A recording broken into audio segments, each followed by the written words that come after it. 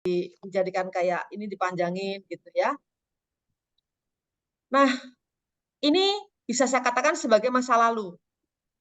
Karena sekarang ini di era yang sudah sangat praktis maju, mau tidak mau plastik itu menjadi bagian dari hidup manusia. Khususnya untuk orang-orang modern yang ingin serba cepat, serba gampang. Sayangnya, sampah plastik ini sampah yang sulit terurai. Mungkin bapak-bapak, ibu-ibu tahulah bagaimana ya kaleng, styrofoam termasuk salah satu yang sulit terurai. Mungkin ada kaca, karet, kaleng dan sebagainya ya.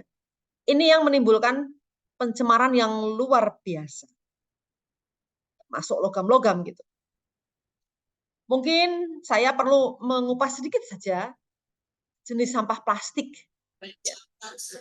yang hanya untuk background saja. Itu kalau yang PET gitu kan, kita sering dengar PET gitu ya, itu sampah plastik polietilen terephthalate, wah susah namanya, pokoknya tahulah PET kita. Nah, itu kan sering dipakai untuk minuman kemasan, air minuman kemasan itu menggunakan itu gitu. Terus ada lagi, ini karena kita bicara dengan ibu-ibu juga ya, penting ya. Ada yang high density polyethylene itu kita selalu biasanya kalau untuk shampoo gitu ya, kita lihat ya, itu agak tebel gitu, deterjen, sampo dan sebagainya. Terus ada PVC atau polyphenol klorid, ada low density polyethylene yang LDPE dan lain sebagainya, banyak lah, ini lebih dari 5. Nah, yang paling mengganggu dan menjadi perhatian kita, ini saya mohon kalau ada ibu-ibu mungkin nanti bisa ini ya, perempuan itu sebetulnya boleh saya katakan sebagai garda terdepan penjaga kesehatan keluarga, yaitu anak dan suami, juga termasuk juga lingkungan. Karena lingkungan itu menjadi dampak yang paling akhir, tapi jadi sangat penting di sini. Terus yang menjadi persoalan sekarang ini adalah, minta maaf ya, saya juga berada di pemerintahan, tetapi kita sendiri semua menyadari betapa sulitnya menegakkan aturan yang ujung-ujungnya itu akan membawa atau berdampak kepada kesehatan kita sebagai manusia, keluarga kita, dan anak-anak kita. Kita semua tahu bahwa bahan plastik itu dari gas alam, batu bara, minyak yang susah sekali untuk terdekomposisi kembali gitu ya. Dan ini, maaf saya boleh katakan, materialnya kan diproduksi dari bahan kimia yang tidak bisa diperbarukan lagi. Saya melihat ya, ini perjalanan waktunya yang cukup panjang. Sejak tahun 1950 itu sampah ya atau produksi plastik itu sudah mencapai 8,3 miliar. Halo? Oke. Agak bocor ini ya. Jadi 8,3 miliar. Sayangnya sektor plastik itu 60% berakhir di tempat pembuangan dan menjadi pencemar yang luar biasa. Apalagi kalau kita melihat ke laut gitu. Saya pernah sebelum jembatan Suramadu jadi itu ke Surabaya, dari Surabaya menuju ke Pulau Madura, prihatin sekali karena sudah piles saya tumpukannya itu sangat mengerikan. Yang aduh nggak tahu itu kalau mau ditimbang itu berapa ton gitu. Dan orang Indonesia itu menduduki perangkat kedua. Jadi kita kira-kira memproduksi 5,4 juta ton per tahun ya. 14% di total produksi sampah itu plastiknya itu begitu besarnya jumlahnya. Ini mungkin karena saya juga di BRIN dan saya menyaksikan sendiri bagaimana usaha-usaha yang dipakai oleh teman-teman para periset untuk berusaha mengurangi. Ini mungkin saya perlu minta tolong sama PA saya, Mbak Anggun, tolong ambilkan itu. Sampah plastik ini dengan pirolisis diubah menjadi bahan bakar cair. Saya tidak berani mengatakan BBM karena semuanya yang besar-besar. Ini mungkin pernah melihat ya saya ini, petasol namanya. Ini bahannya dari plastik. Semua plastik bisa menjadi bahan bakar cair kecuali PET, hanya itu saja. Ini saya pegang ini setara dengan bensin, ya. Sudah dijalankan ini sama teman-teman di bank sampah, dan ini setara dengan solar. Jadi sebetulnya untuk teman-teman di perguruan tinggi itu ada harapan bahwa harus menciptakan ekosistem dulu, ekosistem sampah gitu ya. Bagaimana bank sampah itu harus betul-betul dikolek dengan benar, dan ini hanya bisa kalau kita bekerja sama dengan teman-teman di bank sampah. Karena 1 kilogram plastik tadi itu menjadi 1 liter bahan bakar cair. Ini ada sudah dijalankan di daerah Jawa Tengah itu ya, Banjarnegara. Sudah ada hasilnya gitu ya. Ini jadi meskipun itu masih residu, masih toksik, tapi jauh lebih baik daripada dia hanya menumpuk saja, tidak ada manfaatnya dan sebagainya. Coba kita melihat penggunaan plastik di Eropa itu 60 kg per orang per tahun. Kalau Amerika lebih sadis lagi, 80 kg per orang per tahun. India hanya 2 kg per orang per tahun. Jadi kita tahu kan, yang mencemari siapa, kemudian yang harus menerima kenyataan pahitnya siapa gitu. Mungkin bapak-bapak dan ibu-ibu kalau melihat di berita, para produsen tahu di Jawa Timur, itu tahunya mengandung mikroplastik karena mereka menggunakan bahan bakar dari plastik impor. Ini saya sempat datang ke Ibu Menteri Lingkungan Hidup, bagaimana melarang impor plastik itu. Ngeri sekali karena ternyata memang murah kalau dijadikan bahan bakar daripada kayu. Kalau kayu, konon ini yang bilang orang yang melakukan ya, itu 1,5 juta itu 3 hari gitu. Mungkin untuk produksi jumlah tahu tertentu gitu. Tapi kalau plastik bisa lebih dari seminggu dengan jumlah yang sama. Kan orang hanya berpikir ekonomis. Ini yang berbahaya. Pencemaran air laut, pembunuhan ya, saya katakan pembunuhan hewan laut dan lain sebagainya, termasuk tanah kita gitu ya, dari sebuah proses rantai makanan itu terjadi karena plastik tidak bisa diurai. Nah, kalau dijadikan bahan bakar kayak tadi juga, itu menjadikan polusi udara, mengganggu kesehatan manusia. Kenapa terjadi semua? Karena semua orang tahu bahwa plastik di dalam proses pembuatannya itu menggunakan bahan kimia beracun. Tapi ya kenyataan gitu. Sehingga bapak-bapak dan ibu-ibu pasti paham banget bahwa untuk pengolahan plastik ini memerlukan biaya yang sangat besar, dan ini menyedihkan sekali kalau kita melihat bahwa di daerah-daerah di pedesaan ini, saya lihat Bandung Barat gitu ya, banyaklah saya lihat, itu sudah sangat parah. Nah, saya mau kembali kepada topik bagaimana kita melindungi anak-anak dan ibu-ibu. Boleh ya, saya izin share dulu sebentar. Ini Mbak Anggun, saya harus share screen. Yang tadi share screen, tolong ini ya, share screen. Baik, 1 lembar saja.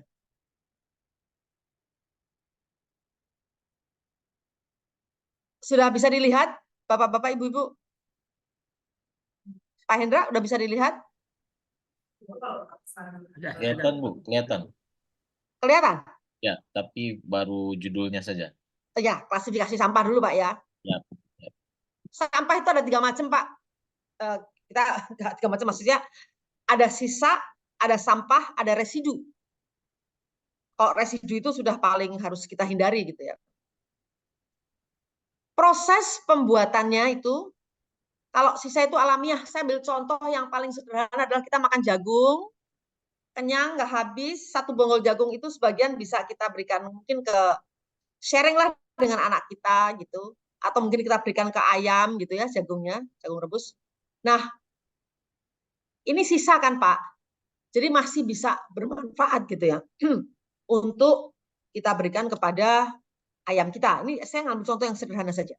Sementara bonggolnya sudah nggak bisa kita apa-apakan, namanya itu sampah gitu. Sederhana karena di situ proses fisika, biologi, kimia itu terjadi, nanti kan dia pembusukan dan lain sebagainya. Tapi kalau residu itu sudah kompleks, fisika dan kimia, jadi tidak bisa kita memberi contoh jagung. Contoh saya adalah paling gampang tuh mie instan. Mie instan buat kami itu residu, ya, sampah plastiknya dan lain sebagainya gitu. Proses dekomposisinya ini kalau sisa itu cepat, sisa makanan segala macam yang organik tempat.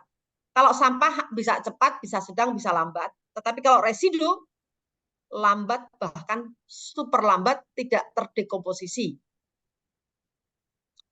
Sementara energi pembuatan dan dekomposisi itu kalau sisa ini rendah, kalau sampah rendah dan sedang, tapi residu tinggi dan super tinggi.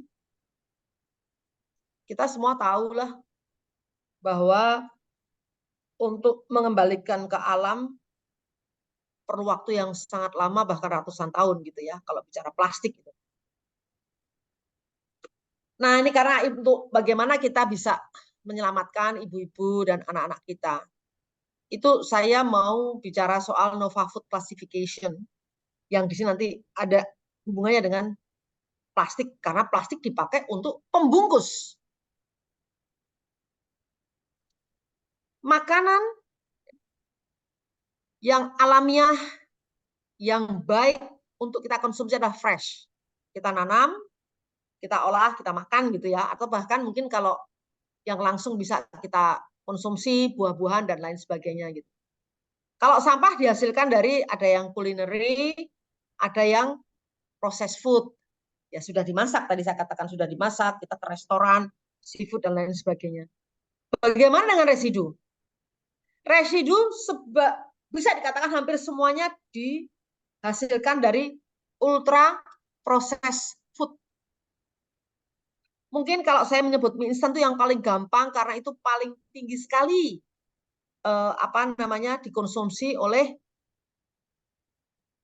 penduduk kita, utamanya yang di desa-desa. Ini saya sudah selesai sharing, saya stop sharing. Paling banyak dikonsumsi oleh orang-orang daerah. Terus yang menyedihkan lagi adalah sebetulnya sekarang ini mungkin bapak-bapak, ibu-ibu melihat karena masalah ekonomi, sampo, sabun, apapun, itu kalau dulu zaman kita kecil, kita belinya mungkin di botol atau di tadi pakai plastik gitu ya, plastiknya yang plastik masih bisa dipakai setelah itu gitu, yang HDPE gitu. Bagaimana dengan yang kecil-kecil, karena secara ekonomi orang nggak mampu beli, kalau bungkusnya besar, dia akan sampai 500 perak loh Pak, Bapak bisa bayangkan. Jadi ini tugas kita bersama untuk mengedukasi khususnya ibu-ibu, karena ibu-ibu memegang peranan yang sangat penting dalam sebuah rumah tangga. Saya sebetulnya sudah cukup lama punya concern yang luar biasa, bagaimana kalau ada prinsip polluters pay principle gitu ya. Jadi plastik-plastik itu kita kumpulkan, kita berikan maaf ini ada yang bocor ya. Kita kategorikan sesuai dengan pabrik mana yang memproduksi. Dan itu harusnya pemerintah membuat aturan, dia yang bertanggung jawab. Kan sekarang banyak sekali tuh kita lihat merek sabun, deterjen, apapun termasuk makanan-makanan semua dari mulai kok saya nyebutnya kok ciki ya, tapi banyak lah kalau kita datang melihat di toko itu hampir semuanya dengan plastik. Nah, ini tidak bisa dikerjakan oleh individu satu atau dua orang gitu Pak ya. Kita mengusulkan gitu. Kami dulu mengusulkan bagaimana kalau di dalam kelompok ibu-ibu rumah tangga ada komunitas. Disitulah kemudian kita harus masuk. Dan kita harus berani jujur mengatakan bahayanya plastik plus ultra processed food. Bapak, Ibu kalau kemana-mana pasti tahu persis bagaimana ultra processed food itu sangat mengganggu kehidupan manusia dan bisa dilihat dia menghasilkan banyak sekali masalah-masalah untuk kesehatan manusia. Terus apa ya yang bisa kita lakukan? Harus mulai betul-betul dari unit yang terkecil dalam masyarakat kita. Kembali lagi pada keluarga, kepada attitude Pak, kepada kebiasaan sehari-hari. Ini mudah diomongkan, tetapi kondisi, sekali lagi, kondisi masyarakat kita yang tidak mampu membeli dalam jumlah yang cukup besar, mau tidak mau dia akan terjebak lagi dengan sampah yang kecil-kecil. Harapan saya bahwa nantinya ya ada aturan dari pemerintah dan mungkin ini universitas Pak harus melakukan riset dalam arti seberapa besar dampak yang ditimbulkan dari pemanfaatan atau pemakaian sampah plastik ini terhadap keluarga. Saya pernah berada di Gayo Luwes, di Aceh ini ya, Pak tahu Aceh, Gayo Luwes, waktu itu kita membuat pembangkit di 2008 gitu. Kita berusaha semaksimal mungkin mengajari penduduk setempat, tentunya tidak bisa sendirian, bersama-sama, untuk memberitahu bahwa sebaiknya kalau beli sabun ya sabun batangan itu kan dulu ada hijau segala macam, itu gampang diomongkan. Tetapi sekarang produksinya juga sudah mulai berkurang dan yang menyedihkan lagi adalah ternyata sudah masuk sampai ke dalam-dalam konsumsi ini, Pak. Saya usul kalau memungkinkan ini ya dari kalangan universitas yang bisa dan mampu punya waktu untuk datang satu desa saja. Kita kirim misalnya anak teknik kimia mengajari orang desa membuat sabun, sampo, atau deterjen. Zaman saya kecil bisa loh, itu betul-betul pekerjaan ibu rumah tangga, Pak. Saya inget banget gitu. Apa namanya, kelompok ibu PKK diajari caranya, ini nih satu sisi dulu ya. Kalau itu bisa terjadi, nanti ada sistem refill dengan memanfaatkan sumber daya lokal setempat. Terus terang di Madura, di pesantren Anukoyah, kami mengajarkan bagaimana kita mulai bisa terbebaskan dari sampah-sampah industri. Ini semua karena industri, Pak. Jadi sebenarnya kita harus berperang melawan ya, sesuatu yang dihasilkan industri kembali kepada kondisi semula. Dan universitas itu memiliki kemewahan karena memiliki mahasiswa atau anak-anak muda sebelum mereka lulus, bahkan mungkin pada saat mereka melakukan KKN 3 bulan itu diberitahu bagaimana Izin Ibu, sampah plastik ini Waktunya bisa kurang 2 menit lagi. 2 menit lagi, Pak. Tahan. ya Terus nanti ada yang sesi terakhir, mungkin terakhir nggak sampai 2 menit lah. Yang terakhir yang yang saya rasakan juga ini agak berat, tapi kita betul-betul fighting berusaha di level-level di desa gitu ya, dengan teman-teman dari Patriot Desa, anak-anak muda yang kami kirim ke desa-desa itu, mengajari mereka makanan sehat. Karena makanan sehat adalah makanan lokal yang dihasilkan di lokal tanpa melibatkan industri. Oleh karena itu konsumsi plastik pun bisa berkurang. Ujung dari plastik ini adalah sebetulnya karena di hulu ada industri dan industri itu ingin memperbesar pasar sedemikian rupa dan pasar itu perlu sesuatu yang ringkas, efisien, praktis. Akhirnya kita kembali kepada plastik. Apakah benar hidup kita harus selalu efisien, harus selalu praktis? Kalau itu sangat mengganggu kesehatan kita, membahayakan keluarga kita, dan juga lingkungan kita. Saya kira itu Pak Hendra. Terima baik. kasih banyak dan minta maaf kalau agak panjang tadi.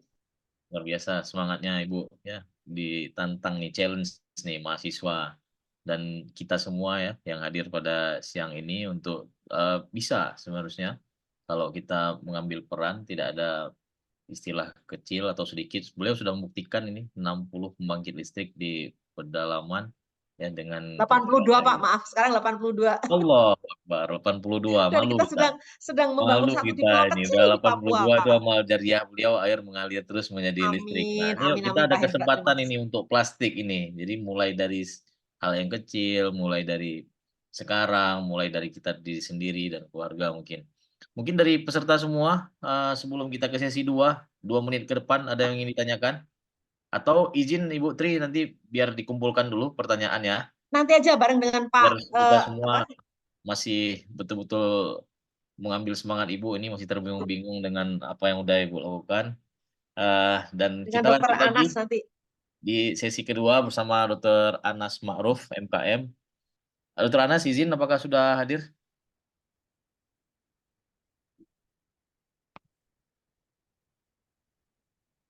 Dr. Anas.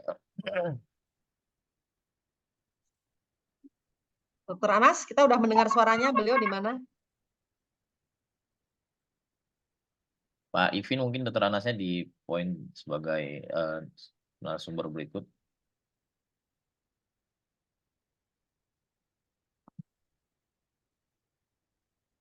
Sama Raflin ya.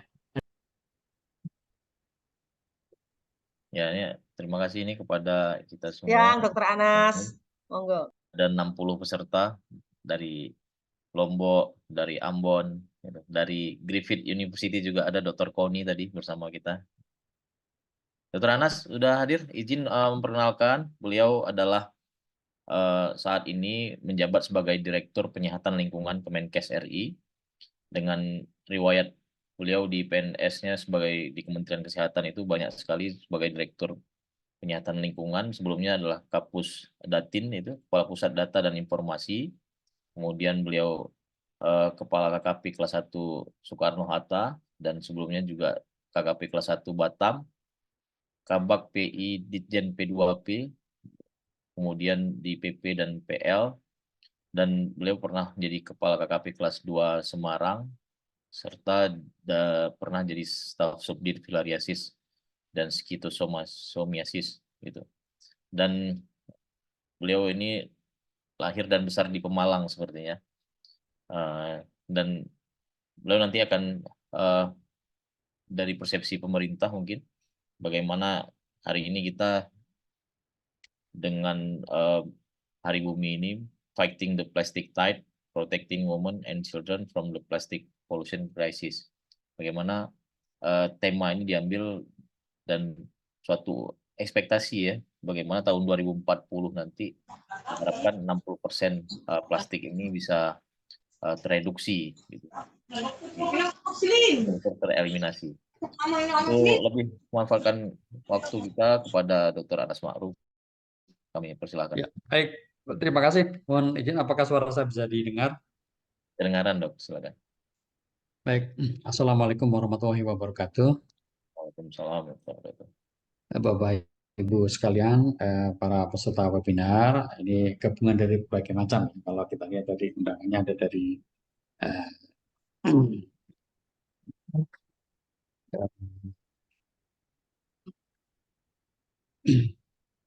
dari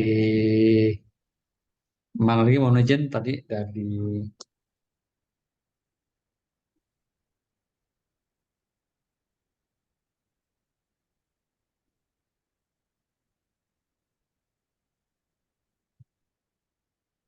ya dari core step ya dari core step Griffith University sama dari eh, Universitas ya Kuala.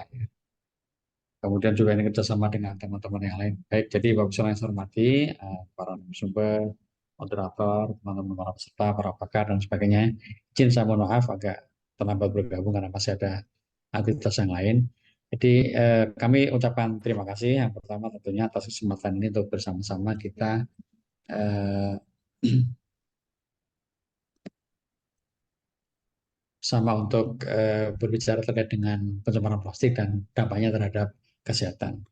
Itu yang kedua ini pada masih bulan Syawal, saya mengucapkan selamat Hari Raya Idul Fitri 1445 Hijriah dan minal aidin wal faizin, mohon maaf lahir dan batin. Nah, misalnya yang saya hormati, eh, slide tadi saya sudah diperkenalkan, Direktorat Penyelamatan Lingkungan adalah salah satu direktorat di bawah Ditjen Pencegahan dan Pengendalian Penyakit dan kami konsentrasi terkait dengan bagaimana upaya menyehatkan lingkungan. Dan kalau kita bicara terkait dengan lingkungan itu, memang multi stakeholders yang jadi harus bersama-sama karena ini tidak mungkin hanya dari bidang kesehatan saja, lingkungan itu banyak. Dan kalau kita lihat memang lingkungan ini, kalau kita kembali ke teori kesehatan lingkungan dasar, itu ada teori Bloom, 40% dari derajat kesehatan masyarakat itu dipengaruhi oleh lingkungan. Ya. Kemudian baru 30% adalah perilaku, 20% adalah pelayanan kesehatan, dan 10% adalah faktor genetik dan demografi. Nah, tentang lingkungan ini juga banyak apa namanya dasar hukum secara nasional, baik itu berupa undang-undang, peraturan pemerintah maupun juga peraturan di bawahnya. Kemudian juga ada komitmen-komitmen global, ya. Nah, sehingga juga ada komitmen nasional tentunya lewat RPJMN. Nah, kalau kita lihat di dalam rancangan apa namanya pembangunan jangka menengah nasional itu kita punya target-target tertentu terkait dengan kesehatan lingkungan. Kemudian kalau kita bicara tentang lingkungan yang sehat itu juga menurut undang-undang ya, Undang-Undang Nomor 17 Tahun 2023 tentang kesehatan itu salah satu bunyinya di pasal 4 itu menyebutkan bahwa setiap orang berhak mendapatkan lingkungan yang sehat untuk mencapai derajat kesehatan yang setinggi-tingginya. Ini kita bisa pahami karena memang untuk mencapai tujuan atau strategi pembangunan kesehatan nasional dibutuhkan lingkungan yang sehat. Kita ingin misalnya dari 5 tujuan pembangunan kesehatan nasional itu kan meningkatkan kesehatan ibu anak, mencegah stunting, dan termasuk juga meningkatkan gizi masyarakat, kemudian pencegahan penyakit, kemudian gerakan masyarakat lebih sehat, serta ketahanan kesehatan, itu semua butuh lingkungan yang sehat. Kemudian kalau kita bicara lingkungan itu ada 6 media, itu ada air, udara, pangan, ya, tanah, sarana bangunan, serta vektor binatang maupun penyakit. Nah tentu lingkungan yang ada di sekitar kita itu, media lingkungan itu perlu memenuhi standar kesehatan, perlu memenuhi persyaratan kesehatan, termasuk standar baku mutu kesehatan lingkungan supaya tidak menjadi faktor risiko bagi kesehatan. Ya. Nah, selain di dasar hukum dan peraturan perundangan, kemudian kita punya komitmen nasional tadi, kita juga punya komitmen-komitmen global ya. Antara yang di SDGs, bahkan SDGs itu kalau kita lihat sangat banyak sekali yang terkait ya minimal 4 dari 17 eh, ketujuan global dalam SDGs. Yang paling banyak itu adalah di poin 6 ya, poin 6 dari 17 tujuan SDGs yaitu tentang air dan sanitasi. Kemudian kita juga punya kesepakatan terkait dengan misalnya keamanan pangan melalui kodeks, melalui keamanan untuk pangan, kimia, dan juga radiasi lewat JE, IHR ya, International Health Regulation, maupun juga misalnya terkait dengan air dan sanitasi itu lewat JMP atau Joint Monitoring Program. Ini air dan sanitasi di sebuah negara selalu dipantau oleh WHO dan UNICEF. Kemudian juga kita punya banyak komitmen global, akhirnya adalah terkait dengan Minamata, itu untuk keamanan terkait dengan merkuri, ya. Kemudian juga terkait dengan plastik, ya. Dengan plastik itu juga ada, termasuk plastik sampah plastik ini juga ada kita ngikutin, dan kemudian itu yang besar adalah terkait dengan eh, komitmen untuk perubahan iklim, ya. Jadi perubahan iklim itu juga menjadi satu poin penting karena setiap tahun juga selalu ada. dengan cara akal-akalan oleh ayahnya. Nah, Bapak yang saya hormati, kalau kita kelola lingkungan dengan baik, tentu kita harapannya bisa mencakup berbagai hal, ya. Kalau kita lihat yang paling kanan, ya termasuk saya kira lingkungan dari air, udara, pangan, ya, vektor, bangunan dan tanah, itu kita bisa menurunkan angka mortalitas dan mobilitas karena penyakit, ya, terutama penyakit yang berbasis lingkungan. Kemudian juga bisa mencegah stunting, menurunkan kematian ibu dan anak, ya. Kemudian juga penting yaitu meningkatkan usia harapan hidup. Bukti-bukti yang ada dan dasar-dasar literasi yang ada, Bapak Ibu bisa lihat suatu negara akan life expectancy atau usia harapan hidupnya akan tinggi kalau lingkungannya mendukung, ya, lingkungannya sehat itu. Jadi seperti negara dengan harapan hidup yang di atas 80 seperti Korea, Jepang, 83 tahun, 84 tahun itu didukung juga lingkungan yang sehat, udaranya bersih, tidak polusi, pangannya juga tidak banyak mengandung garam, gula, lemak, dan tidak banyak tercemar. Demikian juga air minumnya tidak tercemar.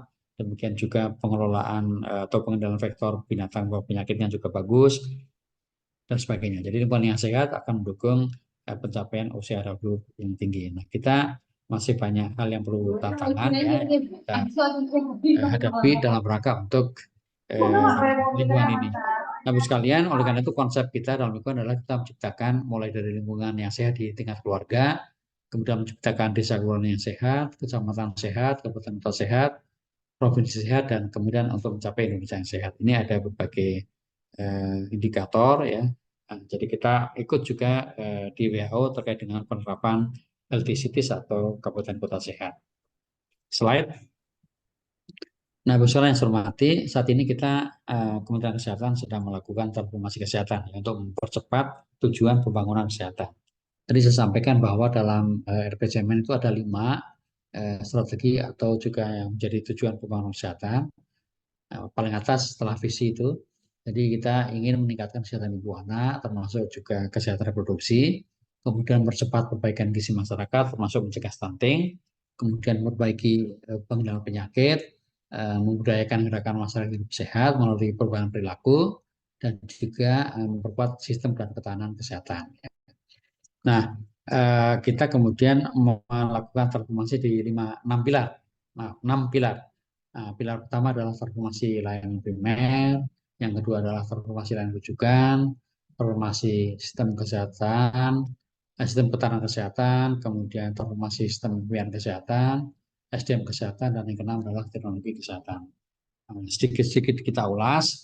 Jadi kalau teknologi kesehatan prinsipnya adalah sekarang digitalisasi, ya, dalam kesehatan, termasuk kita di satu sehat merupakan platform untuk terkait dengan digitalisasi kesehatan. Kemudian SDM kesehatan saat ini sedang banyak dilatih, ditingkatkan, ya, mendidik dokter-dokter, dokter spesialis, mendidik tenaga kesehatan yang lain, ditingkatkan, termasuk kemampuan atau kualitas dari tenaga kesehatan dan juga apa namanya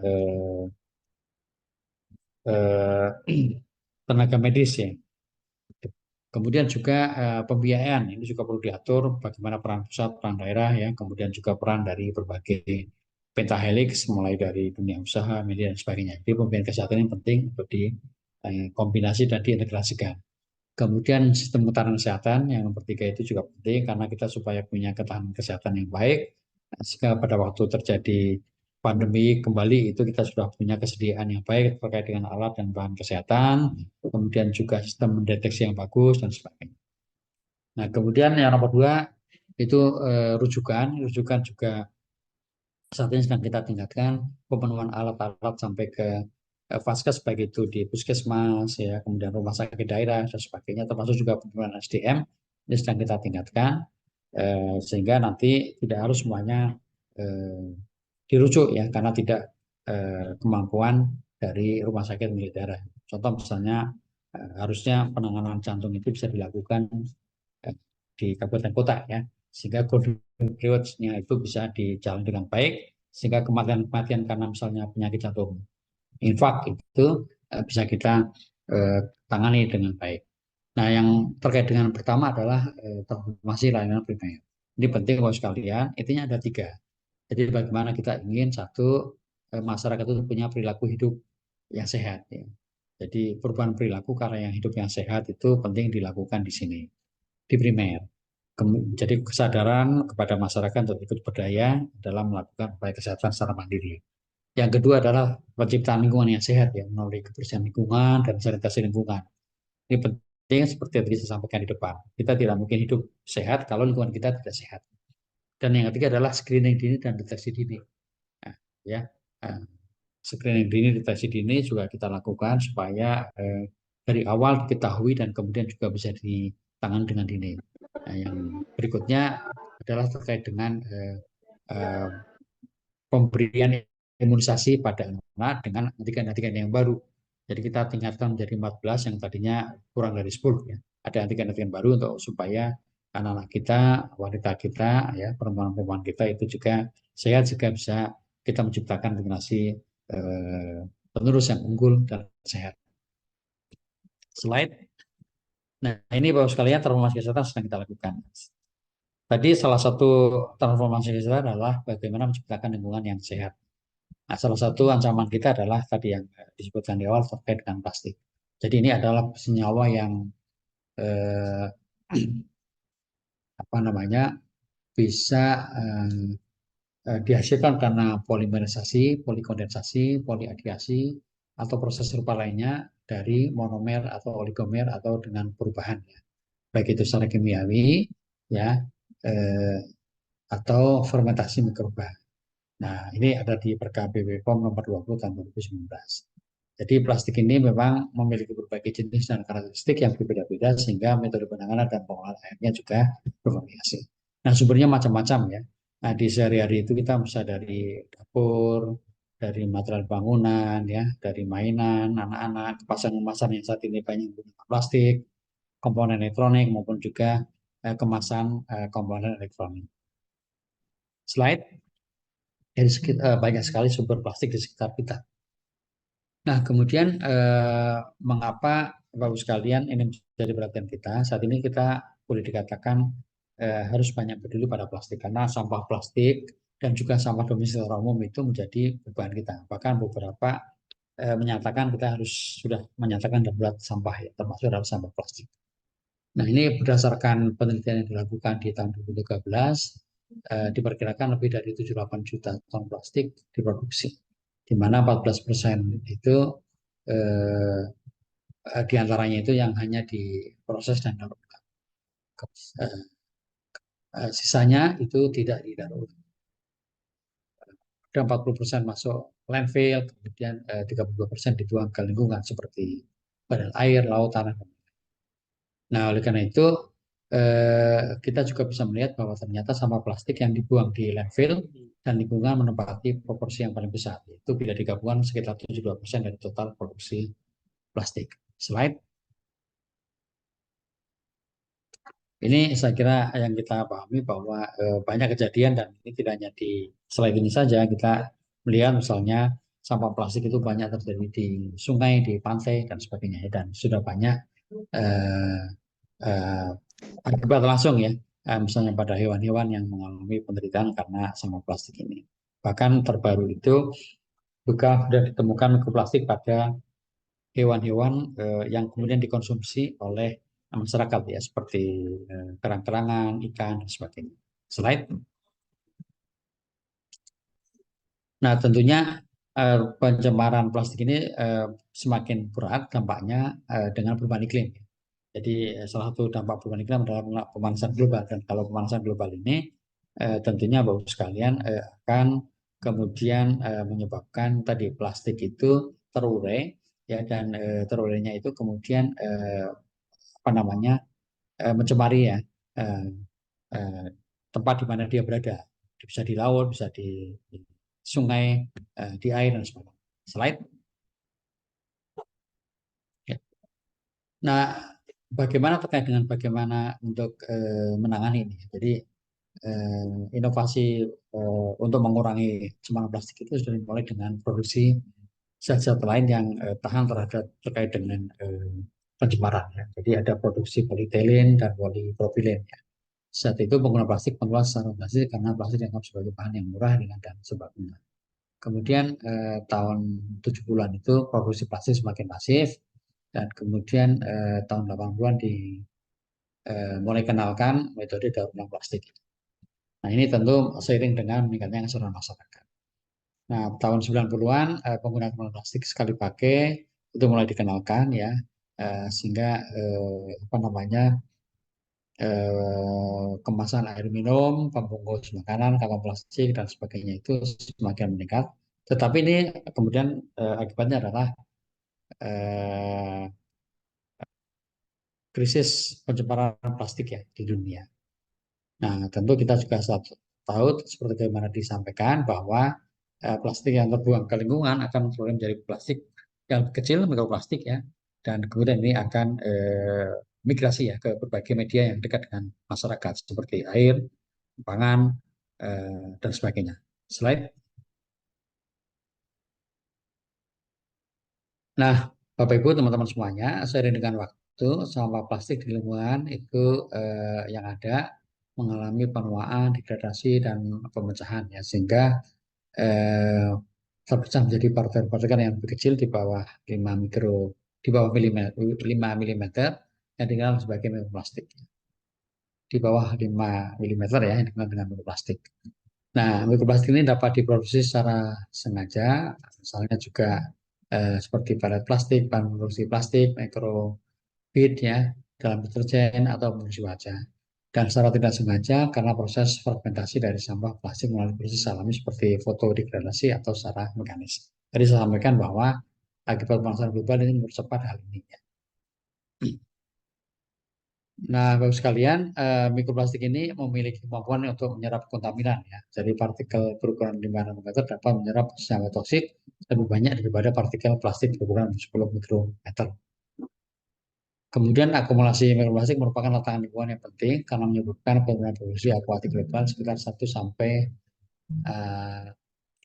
dan mendapat kerugian ekonomi yang signifikan. Kemudian mikroplastik memiliki kemampuan untuk menyerap senyawa organik hidrofobik dan potensi menjadi kendaraan untuk senyawa organik resisten. Slide. Nah, kalau kita lihat Bapak sekalian, komponen kimia dalam mikroplastik bisa nonilpelon ya, PVC, polietilen, polipropilen maupun juga poliester ya. Dan kemudian struktur kimianya yang ada ini memiliki afinitas dan juga kapasitas sangat tinggi untuk seperti bahan-bahan insektisida ya, DDT, kemudian juga poliklinik aromatik hidrokarbon, heksakloroheksan ya, kemudian benzen, dan juga POPs. Jadi ini salah satu yang menjadi berita pada waktu beberapa yang lalu itu adalah terkait dengan bisphenol ya. Ini bisphenol ini merupakan juga senyawa dari mikroplastik. Dan itu banyak ditemukan misalnya di botol-botol yang digunakan oleh masyarakat maupun juga plastik-plastik yang kemudian sering digunakan untuk membungkus makanan-makanan yang panas misalnya, atau minuman yang panas. Slide. Nah, bagaimana terkait dengan jalur pencemaran plastik di lingkungan? Itu bisa karena ingesti ya. Ingesti itu apa namanya tertelan oleh kita, baik itu melalui pangan, melalui zooplankton, dan sebagainya. Kemudian juga melalui berbagai macam model yang lain ya. Jadi ini yang kemudian bagus sekalian bisa mencemari dan masuk ke dalam tubuh kita. Nah, plastik yang tidak dikelola dengan tepat dapat mengalami proses degradasi tadi menjadi mikroplastik ya, dan kemudian mikroplastik yang ini bisa tersebar di lingkungan dan menyebabkan pencemaran yang berdampak pada ekosistem baik itu tanah, laut, ya, air dan sebagainya. Kemudian bisa masuk ke organisme dan akhirnya berdampak pada kesehatan manusia. Slide.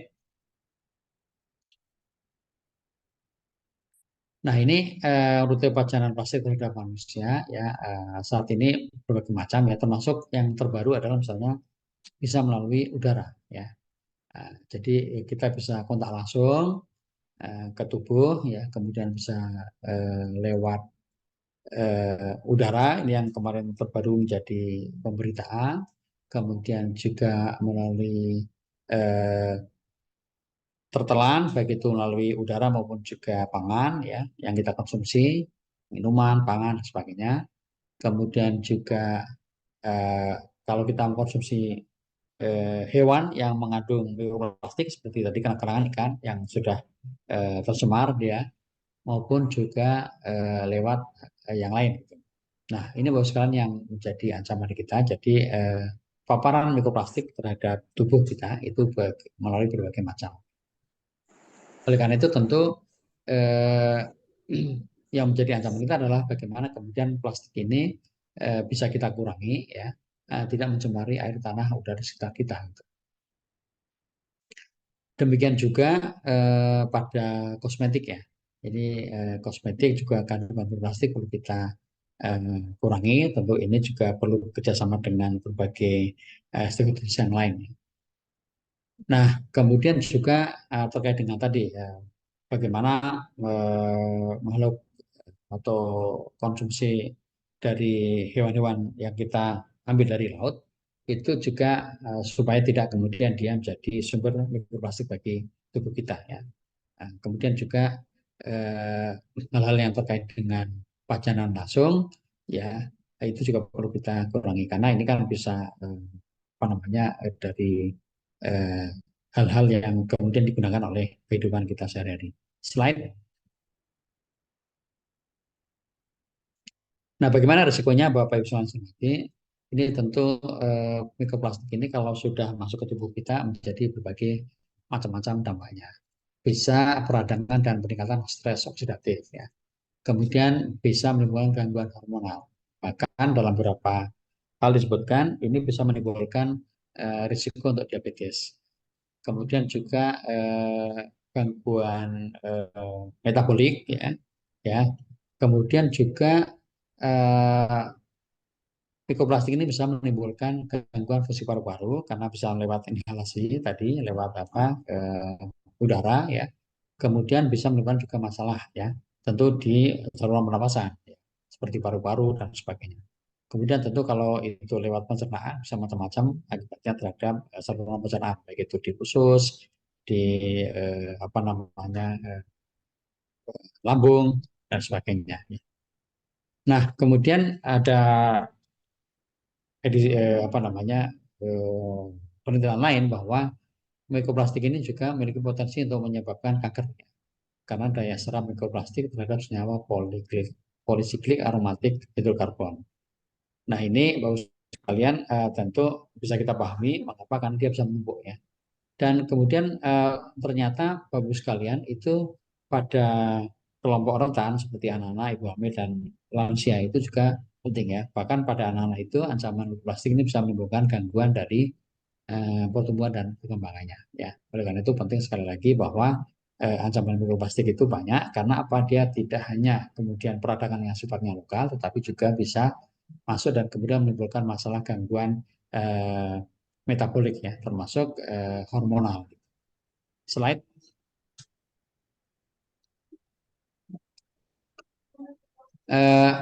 Hal lain yang kita ketahui juga itu ternyata mikroplastik itu bisa menimbulkan apa namanya gangguan ya pada anak-anak melalui pajanan ASI.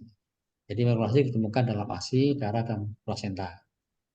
Kemudian pajanan mikroplastik dapat terjadi pada masa kehamilan karena mikroplastik ini terdistribusi melalui darah, termasuk yang ke plasenta, maka ada potensi masuk ke janin. Kemudian mikroplastik mengandung plak T-Sisires golongan ETC atau pengganggu kinerja endokrin yang kemudian menyebabkan gangguan hormon, diabetes dan juga gangguan neurologis, terutama pada janin yang sedang kembang. Ini makanya seperti disebutkan bahwa tumbuh kembang bisa terganggu ya karena dia mulai dari ibu hamil dalam kandungan dalam hal ini maupun juga pada waktu anak-anak. Kemudian juga janin anak merupakan kelompok rentan dalam pecahan mikroplastik. Namun demikian, penelitian dampak kesehatannya perlu kita pertajam kembali ya. Perlu banyak penelitian, terutama pada anak dan ibu hamil serta juga lansia. Slide. Nah, oleh karena itu, Bapak sekalian yang saya hormati, di bagian akhir saya ingin sampaikan bahwa kita perlu bersama-sama melakukan upaya pencegahan dan pengurangan terkait dengan sampah plastik. Jadi saat ini kita juga sudah punya tim koordinasi nasional ya terkait dengan penanganan sampah laut, termasuk salah satunya sampah plastik. Jadi ada tim koordinasi nasional penanganan sampah laut, nah, itu juga salah satunya sampah plastik. Kemudian juga sudah ada kebijakan pengurangan plastik yang telah diterapkan di Indonesia. Ada undang-undangnya, yaitu Undang-Undang Nomor 18 Tahun 2008 tentang pengelolaan sampah, dan juga PP 81 2012 tentang pengelolaan sampah rumah tangga dan sampah jenis sampah rumah tangga. Kemudian ada kebijakan terkait dengan kantong plastik berbayar untuk mengurangi jumlah plastik yang beredar. Kemudian juga ada upaya pencegahan dan pengurangan timbulan sampah yang dilakukan oleh rumah sakit yang dinilai melalui Water and Sanitation Healthy Facility Improvement Tools atau WASFIT ya. Jadi kita di kesehatan juga sudah mengharapkan bahwa seluruh vaskes itu mengurangi timbulan sampah plastik. Kemudian daur ulang sampah plastik ini juga sudah banyak dilakukan oleh perusahaan-perusahaan yang memproduksi plastik ya, melalui CSR-nya. Kemudian kita juga sudah mulai bergerak sampai rumah tangga melalui nomor 5 ini, yaitu program STPM, Sanitasi Total Bebas Masyarakat, di mana salah satu pilarnya adalah bagaimana untuk mengelola sampah rumah tangga. Jadi mulai dari rumah tangga, satu kita mengurangi ya, kemudian juga mendaur ulang atau yang kita sebut dengan 3R ya. Jadi reduction atau pengurangan, kemudian juga recycle, penggunaan kembali, maupun juga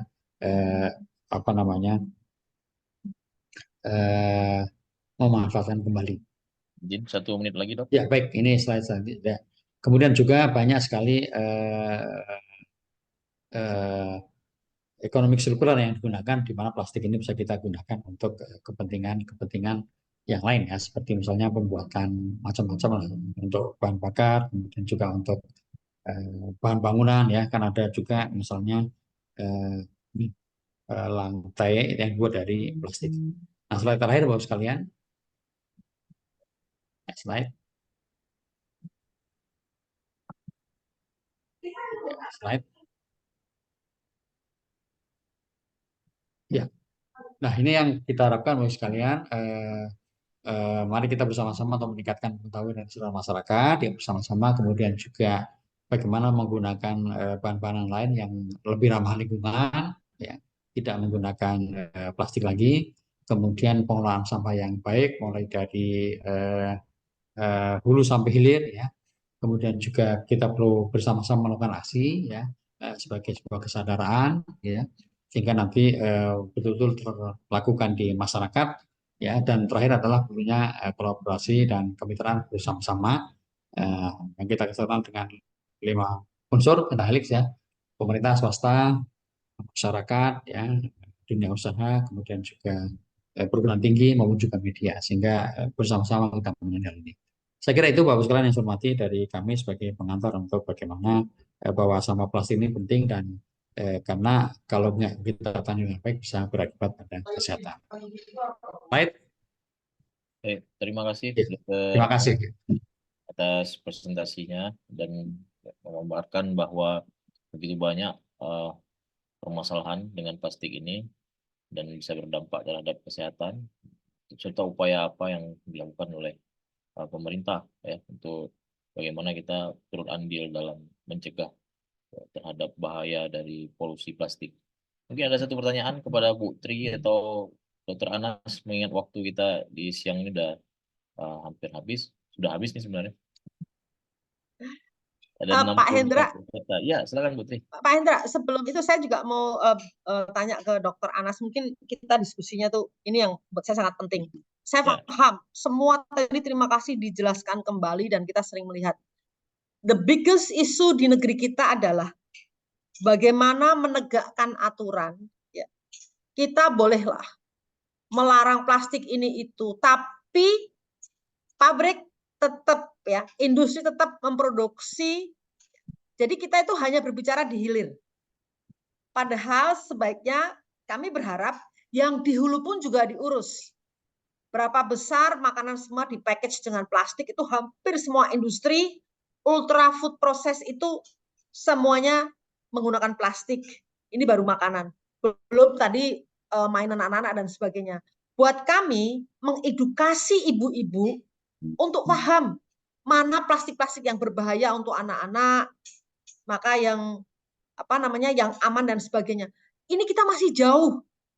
Undang-undang sudah bagus lah segala macam, tapi itu jauh. Terus yang terakhir, kita belum punya hukum ya.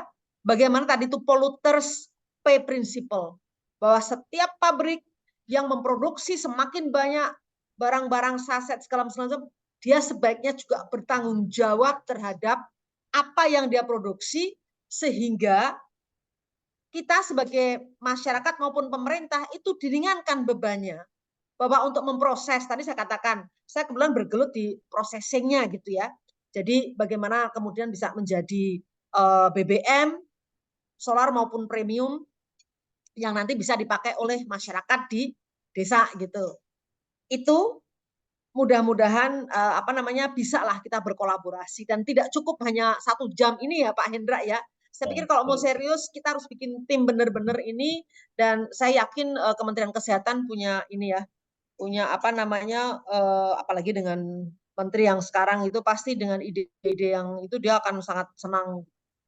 Saya kira itu sih yang menjadi keprihatinan saya, dan mudah-mudahan ini bisa menjadi solusi bersama dengan teman-teman dari US. Ya, makasih Bu Tri. Ada mungkin closing statement dari Dr. Anas sekaligus menjawab diskusi. Baik, terima kasih. Saya sangat sepakat ya Bu Oki ya, Bu Sri ya, Putri ya. Sepakat itu. Jadi memang dari hulu sampai hilir. Jadi dari hulu ini kita perlu bekerjasama ya. Contoh misalnya dengan dunia perindustrian, kemudian perdagangan. Jadi saat ini contoh misalnya pengaturan penggunaan macam-macam kemasan yang plastik itu kan supaya sama, termasuk juga galon misalnya isi ulang itu kan sekarang sudah diatur. Jadi kita bekerjasama dengan Badan POM, kemudian perindustrian, perdagangan dan sebagainya di hulunya supaya main. Kedua adalah lingkungan hidup ya. Lingkungan hidup juga sekarang bermain, saya kira itu juga perlu kita dukung. Jadi dia bagaimana memberikan sanksi dan juga penghargaan bagi terutama yang menggunakan atau memproduksi plastik itu. Nah, dia supaya ada prosesnya, dia tidak hanya kemudian produksi kemudian udah nggak tahu kemana. Saya sepakat itu. Jadi ini di hulunya ya. Nah, tapi kalau di kami ini memang di hilirnya. Jadi kita bagaimana supaya masyarakat juga ikut terlibat ya. Ini saya baca menarik juga di chat ya. Nah, ini masyarakat itu kan mulai dari prinsip 3 ya. Jadi di kami di Kementerian Kesehatan itu adalah bagaimana memberdayakan masyarakat melalui perubahan perilaku. Ada 5 pilar STBM, salah satu adalah nomor 4 itu terkait dengan pengelolaan sampah rumah tangga. Nah, ini kita melakukan pendidikan dan juga pemberdayaan pada masyarakat, penyuluhan termasuk dari kesadaran supaya apa? Satu, mengurangi plastik ya tentunya. Kedua adalah menggunakan sarana-sarana yang aman untuk menyimpan makanan dan minuman, gitu kan. Minuman yang panas, makanan yang panas, sebagainya. Bagaimana supaya tidak ada terjadi dari plastik kemudian masuk menjadi plastik dan kemudian masuk ke panganan kita gitu. Itu Bu. Dan yang ketiga tentu tadi ya, bagaimana memilah dari rumah tangga. Jadi ekonomi sirkular itu perlu kita lakukan. Tapi sekali lagi ini perlu dukung sistem Bu ya, perlu dukung sistem. Tadi memang betul. Jadi ketika ada yang sudah memisahkan tapi ternyata oleh pengambil sampah dikumpulkan kembali, kemudian ternyata proses transportasi sampai di sananya juga enggak. Ini juga perlu didukung oleh kebijakan yang sifatnya oleh pemerintah itu perlu dilakukan, terutama dalam pemerintah daerah. Saya sepakat Bu. Nah, sekali lagi kami di Kementerian Kesehatan sangat mendukung bagaimana perubahan perilaku masyarakat untuk supaya aman terkait dengan pencemaran dari berbagai plastik ini ya. Nah, terakhir tentunya dukungan semua pihak dan kerjasama ya, mulai dari sampai hilir kita perlu bersama-sama, karena ini sekalian isu sampah itu tidak hanya plastik saja, tapi secara umum sampah domestik itu sudah semakin menggunung, dan metodologinya itu kita tahu banyak kabupaten kota yang kemudian kerepotan ya mengurusi sampah domestik ya, termasuk sampah plastik. Saya kira ini perlu bersama-sama, dan saya terima kasih pada kesempatan ini kita bersama-sama melihat dengan sampah, utamanya adalah sampah plastik. Demikian, terima kasih dari kami. Baik, eh, syukur Alhamdulillah pada siang yang berbahagia ini kita udah diskusi lebih kurang 1 jam. Kami ucapkan banyak terima kasih kepada kedua narasumber, Ibu Tri Mumpuni, Dewan Pengarah BRIN, dan Dr. Anas Ma'ruf, MKM, Direktur Penyitaan Lingkungan, Menkes RI, dua tokoh nasional, ya, bertemu dengan kita para partisipan ini dari Aceh, Lombok, kemudian dari Ambon, serta ada yang dari Brisbane ini Dr. Koni. Saya lihat juga Dr. Anas baru aja dari Brisbane Februari kemarin ya. Ya, sangat concern nih Brisbane dengan Griffith serta Ya, USK ini untuk betul-betul ya. climate change. Kemarin dokter acara WAS ya dokter ya, Water Sanitation kalau nggak salah ya. Iya, betul di Brisbane ya, di Februari 2023 ya.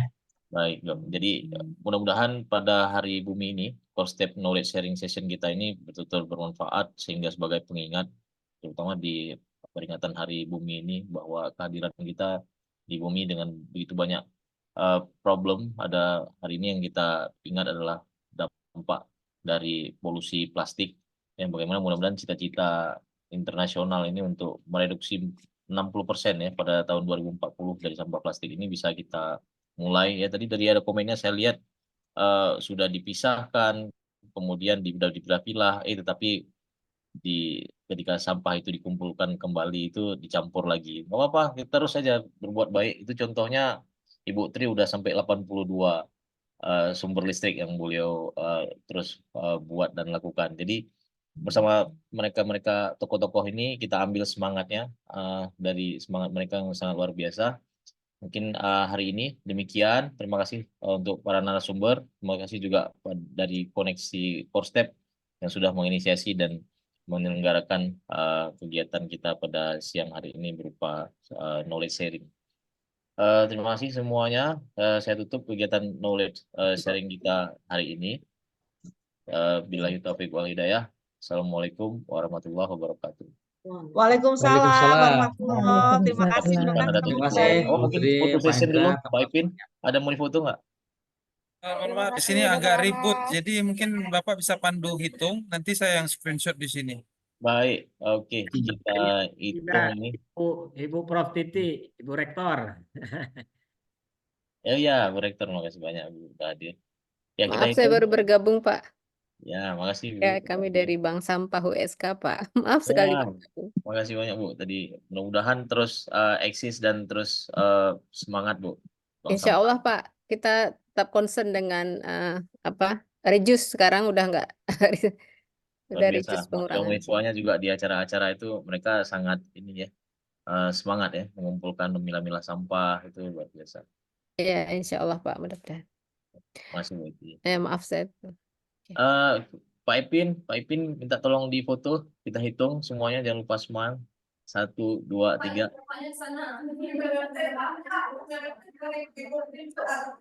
2, 3. Para peserta juga yang sudah mengisi daftar hadir nanti akan dikirimkan sertifikat ya. Terima kasih sekali lagi. Mudah-mudahan kita bisa melanjutkan aktivitas kita dengan semangat. Terima kasih Dr. Anas Ma'ruf dan terima kasih Bu Tri Mumpuni. Terima kasih semua, Prof. Taufik. Saya tutup ya. Assalamualaikum warahmatullahi wabarakatuh. Waalaikumsalam. Terima kasih. Mohon kami di Terima kasih, Jinliv. terus Bu.